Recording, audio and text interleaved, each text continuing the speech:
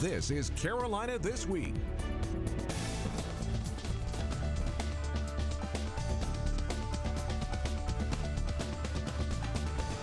Carolina This Week with Tim McGinnis. Good morning. Thanks for joining me this morning. We're going to talk about the 7th District Congressional race. Of course, Thad Vyers, a Republican state representative, has already thrown his hat in the ring. He was on this show last month, if you missed it. I'm going to condense that interview, and you'll see it a little bit later this morning. But right now, we have a Democrat in the race, Parnell, an attorney from Myrtle Beach. Mr. Diggs, thank you for being with me this morning. Thank you so much, Tim. I appreciate the opportunity to be on. Why are you putting your hat in the ring for this seat? And it's a seat that I have to point out has not been approved by the federal government yet, because South Carolina needs federal approval before these seats can be redistricted.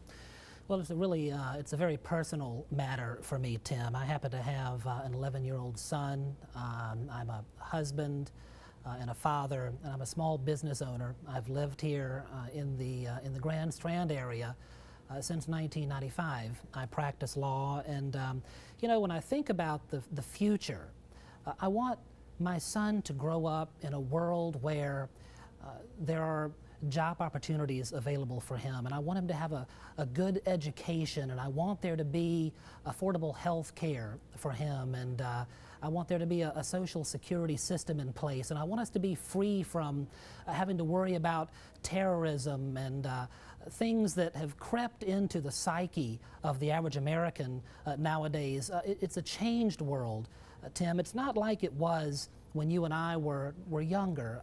You know, there was a time when I could go out and trick or treat, you know, and I would go knock on Miss Johnson's door, and I would hold my little pumpkin out, and they'd throw candy in there. And now it's, you know, there's a concern about whether you can just walk through your neighborhood and feel that your children are safe on the streets. We've lost some innocence. You know, we just had the 10th anniversary of the tragic events that occurred in 2001 on 9/11. And so we're different than we were, and I'd like to step in and I'd like to make a difference. I'd like to bring a voice of reason to Washington, representing the people of northeastern South Carolina, and not just rhetoric and ideology, but real ideas and solutions to some of the problems that we face in America today. It seems like politics in Washington is very polarized right now. Congress taking a lot of grief for not being able to come and work together.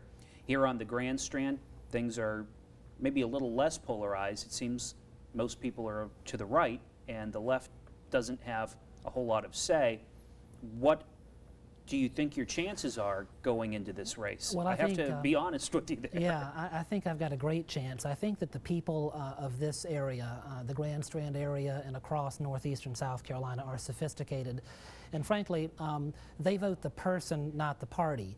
Granted, I can read election statistics as well, just as you do. But when it comes down to stepping into that voting booth and making a decision, people are going to vote with the person that they agree with. And so when you look at residents of this area, I think we should give them credit for the intelligent people that they are. I have worked with people through my work with the National Federation of the Blind on both sides of the aisle to promote initiatives that are beneficial to blind people.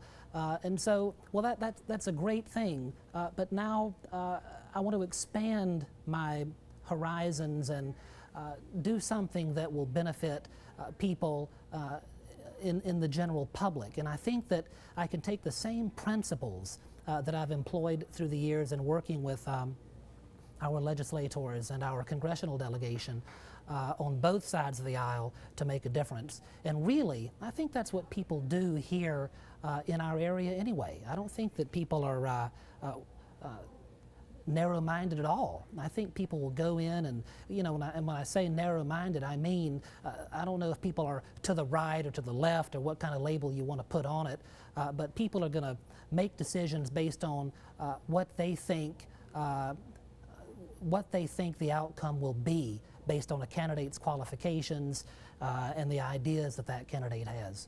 Well, I think I speak for people around here when I know that they want jobs, and it sounds like, at least from a lot of the people I talk to and a lot of the politicians I talk to, spending needs to be cut and many programs need to be cut to make it through this deficit that we're facing in Washington.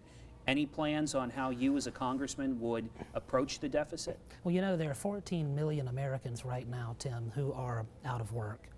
And as I said at the outset, I'm a small business owner. And so why don't I just break it down from the perspective of a typical small business owner. You mentioned spending cuts. It sounds nice. We run our household in a frugal manner, and it's important to not overspend. However, let's remember, first of all, that the government is not a household. That's one thing that we've got to keep in mind. But let's also think about some ideas that people have put forward, such as cutting taxes for millionaires and billionaires. I don't think that alone is the answer.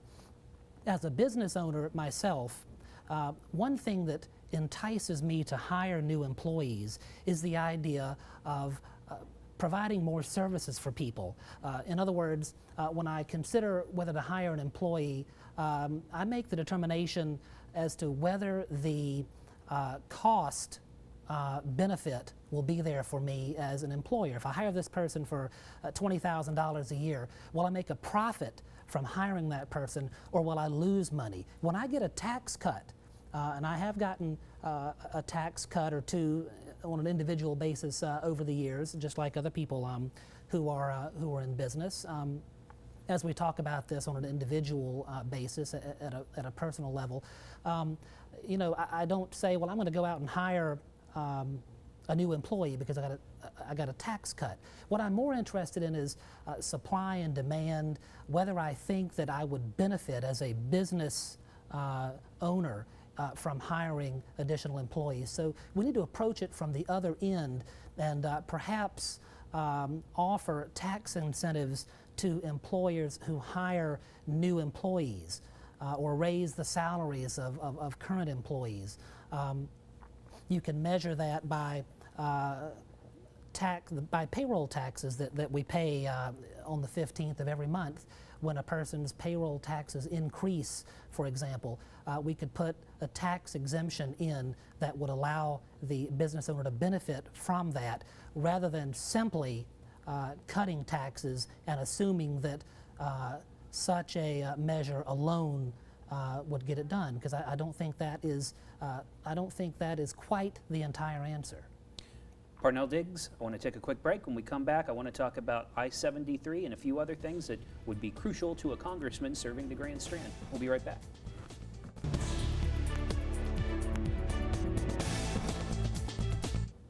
Welcome back to Carolina This Week. My guest, Parnell Diggs, Democrat running for the 7th District Congressional Seat, an attorney from the Myrtle Beach area. Thanks for being with me again this morning. We were just talking about taxes a little bit and how to offset the deficit that we're facing.